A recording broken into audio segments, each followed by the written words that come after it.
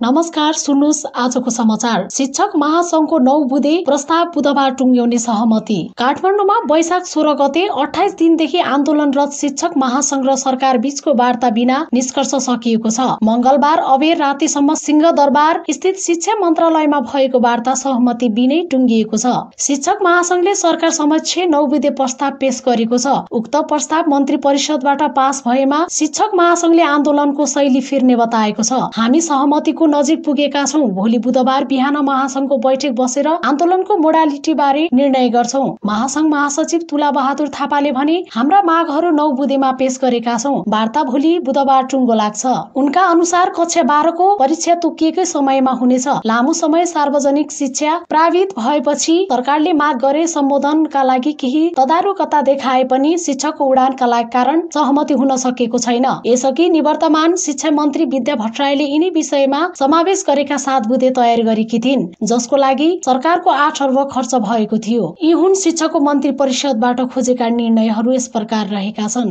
विद्यालय कर्मचारी र ईसीडीका शिक्षकको तलब, सामाजिक सुरक्षा कोष, दुर्गम भत्ता, ग्रेड समायोजन, मर्यादा क्रम, अस्पतालमा शिक्षकको उपचार छुटको व्यवस्था, निमावि प्रथम वा मावि द्वितीय बीच तलबमा समानता बनाउने, राहत शिक्षक लगायत छाउपडी विरुद्ध धामीहरू पनि। अछाममा छाउपडी हटाउन सरोकारवाला सहित धामीको समूह बनाएर सचेतना अभियान चलाउनु पर्ने र छाउपड व्यवस्थापन तर्फ लाग्नुपर्ने धार्मिक अगुवाले सुझाएका छन्। सामाजिक विकास कार्यालय छाउपडी छुवाछुत जस्ता सामाजिक कुरीति हटाउने जुत्ती निकाल्न जिल्लामा 10 वटै स्थानीय तहबाट सहभागी विभिन्न देवताका धामी तथा धार्मिक अगुवासँग छलफल गरेको हो। देवताका कारण छाउपडी मान्ने गरेको र धामीहरूले डर देखाउने हुन नसकेको भन्दै चर्चा हुने गरेपछि कार्यालयले छलफल आयोजना गरेको जनाएको छ। कार्यक्रममा सहभागी धामीले आफूहरू छाउपडी प्रथा हटाउन बाधक नरहेको बताए। तुर्मा खाँदा गाउँपालिका 6 स्थित पण्डाली देवता धामी 65 वर्षीय तारा चलाउनेले देवताले पनि ठाउँका बेला गोठ बस्नु पर्ने नभनेको अछामका छाउपडी भत्काउने अभियान चलेका बेला पहिलो दिन आफ्नै गोठ भत्काउन बताएका छन्। म सशस्त्र द्वन्द्वमा 10 वर्ष भूमिगत भएको मान्छे हुँ। यसरी पगरी गुथेर धामी बन्ने रहर नभई बाध्यता हो। उनले भने, म गणतन्त्रको धामी हुँ। छाउपडी मान्नुपर्छ, घरमा बस्नु हुँदैन, गोठमै जानुपर्छ भन्ने सरकारको विरोध हुँ। देवताले गोठमा बस्नुपर्छ भन्दैन। छाउपडी प्रथा हटाउन सरोकारवाला सहित विभिन्न देवताका धामीहरूले समूह बताएर जिल्ला भार सचेतना अभियान चलाउनु पर्ने र छाउगोठ व्यवस्थापन तर्फ लाग्नु पर्ने उनले बताए। केही निवास भयो भने छाउपडी घरमा राखेर हो, छोइ छिटो भएर हो भन्ने भाषा बोल्न अरू धामीले पनि छोड्नुपर्छ। समय बदलिएको छ, अब हामी जस्ता धामीको विचार पनि बदलिनुपर्छ उनले बताएका छन्। तापेबगर नगरपालिका 5 नौठानामा मष्ट देवताको धामी मोती सिंह कुँवरले धामीका पनि सामाजिक बाध्यता रहेको बताए। धामीहरू बाहिर कसैको रोक छोएको छैनन्, छाउपडीलाई घरमा बस्न दिँदैनन्, उनीहरूलाई छुट्टी छुँदैनन् भन्ने सबैको बुझेका छन्। तर धामी किन यसो गर्छन् भन्ने सामाजिक बाध्यता कसैले बुझ्दैनन्। उनले भने, सामाजिक मर्यादा कायम राख्न र सम्मान पाउनका लागि भए पनि धामीले केही कुरा मान्नै पर्ने बाध्यता छ।